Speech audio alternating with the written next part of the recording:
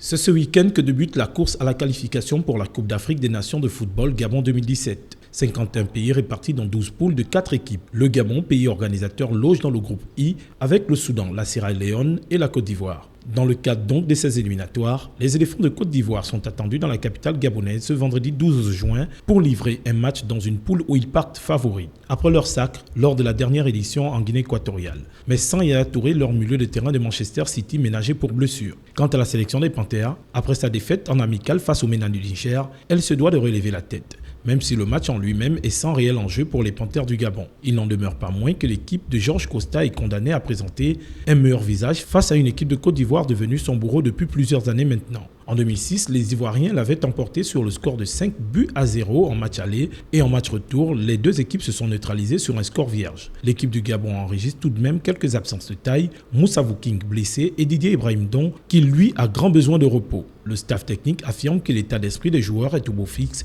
mais il faudra concrétiser cela sur le terrain. Le match est prévu pour le 14 juin prochain au stade de l'Amitié d'Akanda. Rappelons que le Gabon, pays organisateur de la CAN 2017, est déjà qualifié et sa participation aux éliminatoires n'aura aucune incidence.